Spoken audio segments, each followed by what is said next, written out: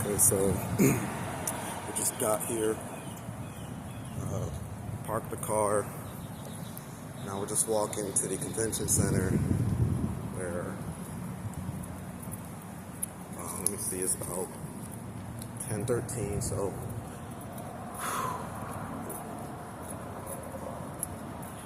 we got about an hour up until the mental health session starts. And then after that, we should be meeting on Hernandez.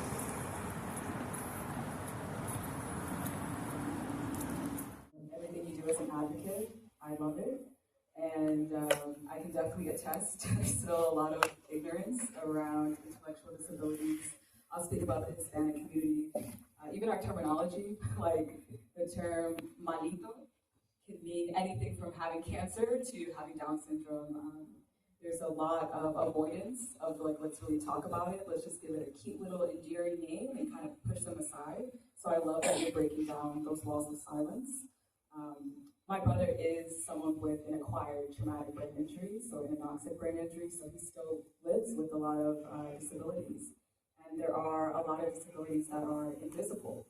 So some people might think that to be labeled disabled or differently abled, you have to look and act a certain way, but you can't. I can show you a picture of 5 people and 4 of them could be disabled and you may not be able to tell. So I love that you're doing that. As far as helping to educate family members, I would say keep being the lighthouse and not having expectations. So the lighthouse in the sense of be that role model, keep doing what you're doing, advocating, speaking your truth, standing firm in your identity, but don't expect your family members to get it today or ever. And I say that with love and from experience because in my case, I've advocated a lot for trauma healing and outing abusers in the family, and not everyone is ready to have those conversations. So to some people, it's like you're doing too much, you're causing drama, and it's okay to leave them there. So just know that your success as an advocate is not measured by your family's reactions. That's where they're at. But keep doing what you're doing, and hopefully it'll come around. But I really admire the work that you're doing.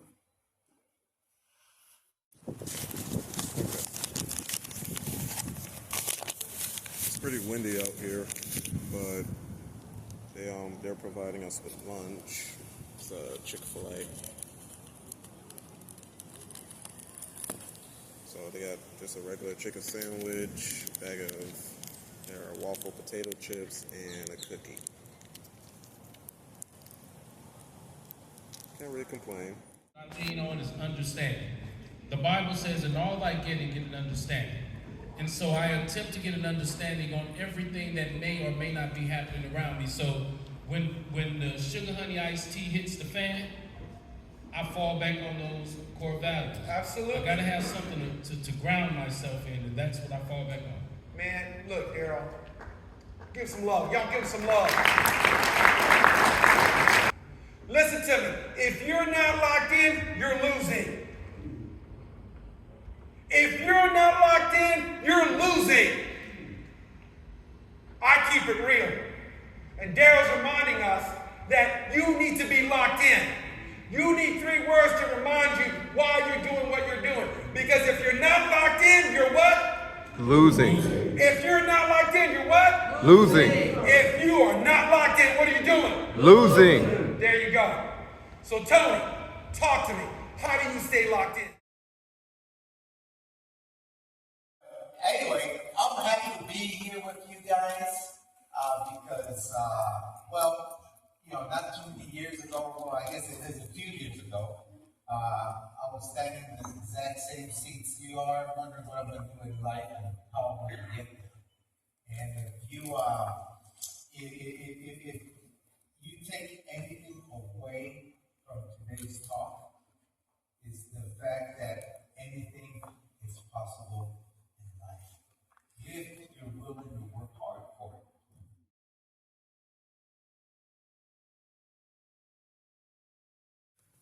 Okay, back in the car. I'm out of breath because I just climbed 7 flights of stairs to get back to the car. So, as you saw in the recording, that was Jose Hernandez, and then we got some barbershop people, and then the key speaker there, who was pretty much preaching, and his his message was amazing. Those speakers were amazing. I went into that barbershop session thinking that they weren't really going to say anything too crazy to me, but then he started preaching, and I was like, oh wait, hold on, let me record this, because this is a good message people will want to hear. So they did amazing. Jose was amazing.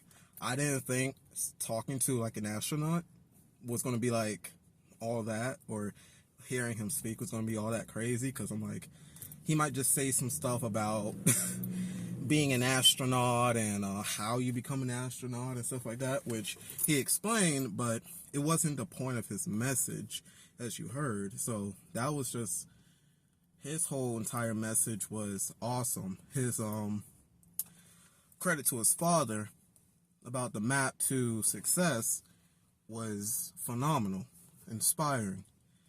A lot of us went out of that inspired. So that was amazing. I didn't get to get his autograph. I mean, technically I did. Technically I did. He had a photograph and autograph of himself that everyone got when they went in. I wanted a personal autograph, written, like his signature, in my poetry book, but he had a flight to catch, and so he was very brief with everyone. He shook everyone's hand. He wasn't initially going to take photos, but everyone kind of just simultaneously posted up on the side of the stage with their phones up, as you saw. As you know, I'll go ahead and put it here, where he was just like kind of just doing it one by one, just, you know, like a real fast take. So I was walking away real quick, because I was like, you know, I'm just gonna get a handshake and, you know, it's gonna be whatever. But then when I turned around and saw everyone was taking photos and stuff, I was like, oh, I gotta get in on that. And I went in, took my phone out, went on ahead and just, you know, quickly did it. So it was like it felt like I had 0.2 seconds to take a picture with him, or I was going to miss my chance to do it. And I made that quick decision to just get that photo in. So I'm very thankful that, even though he was almost late to a flight to get to, that he took time out just to do it.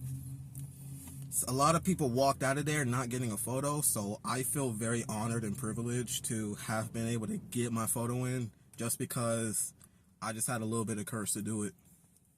So I'm gonna go ahead and drive home, and I will see y'all. Oh, before I do that, so one of the sessions I went to that I didn't record was a Suncoast session, and I gotta give thanks to Gregory Buckshin, or I don't know if I'm pronouncing that right, but Gregory was awesome. I initially met him when he was doing a table vendor. And you know, you can go to the table, grab stuff and whatnot, and he was doing a spin the wheel, so it was kind of cool. I didn't record it, but you know, a friend of mine was, you know, answering questions, so you have to answer questions in order to get a prize, or I guess one of the stuff on the table, and that's what he did, and he got a book. So Gregory, when we went into the session, you know, we had a couple other people. I think one of them was named Dimitri or something like that. One of them was like a vice president of like customer service. I don't really remember. One of them was, I guess his name was Jose or Juan. And, you know, he was, I guess, a manager. The other one was like can't really remember. I think it was like an accountant or something. I don't know. I can't remember. But point is, Gregory was awesome. He was the youth specialist director, and I got to talk with him one-on-one about, how he got into it, how he, got into the networking and the youth specialist. And another guy that was with me, he was asking questions about money management and how to get into, making money and setting up a successful business and whatnot. And he spent an extra 10 to 15 minutes just talking with us about what the game plan should be and how to stretch your money and, just make the money work for you. He pretty much gave us the whole game plan, people to, read books about and whatnot. And I went out of there with some extra knowledge and financial literacy. That's when I went, and after that I went to the barbershop section. But when I left, and I made sure to thank him, I was like, I didn't say thank you. Let me go back there and thank him real quick. So, shook his hand, thanked him for, just taking time out and doing that. And he said, oh yeah, I got something for you. But, you got to earn it. And so I ended up doing it. At first, man, I'm going to backtrack a little bit here. When, a friend of mine was doing the little spin the wheel game, I initially was going to do it too, but then I was like, and I don't really feel like, it's just, I don't really feel like doing it.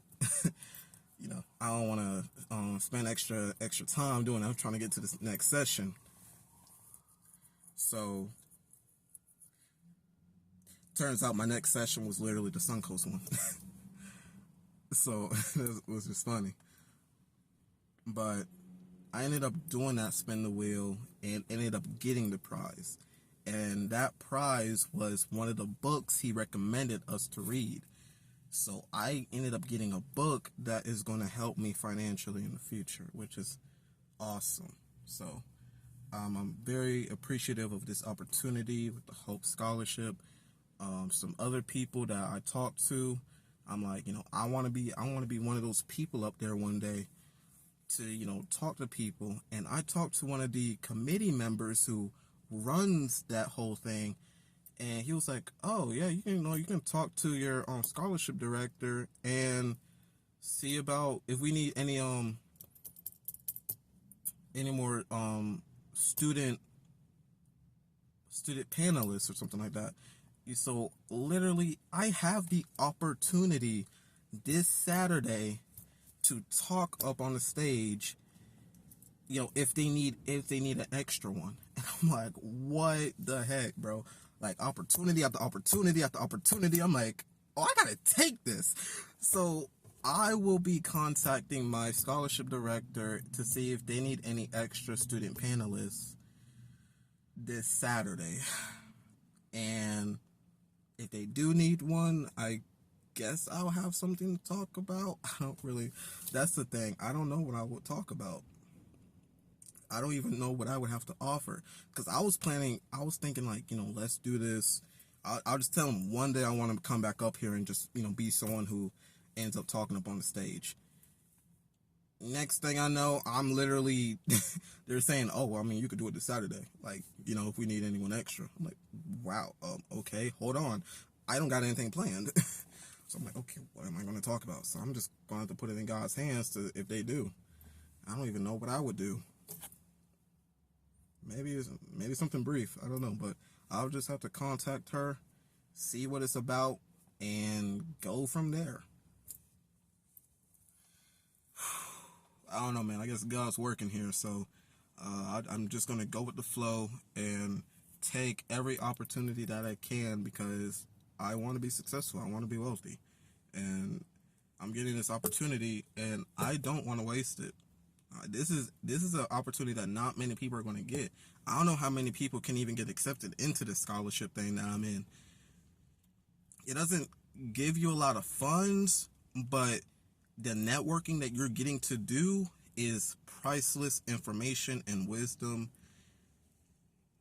So tomorrow we got Omari Hardwick, and I know that this place is going to be packed. So man, I'm just taking this day by day, and it's a blessing. So I'm gonna go ahead and get home. We're gonna eat, and I guess I'm gonna try to get some schoolwork done that I need to do, because I'm trying to lock in, make sure I get good grades, my A's and everything. I don't need my GPA lowering, and you know, we gonna go from there. So see you there. I done been in the world, but I never been friends with the world. Maybe because I'm not of the world, I don't follow the world. Even if I'm meant to take an L, then it's probably out of this world. I'm a model of the world, I'm a represent God on this earth.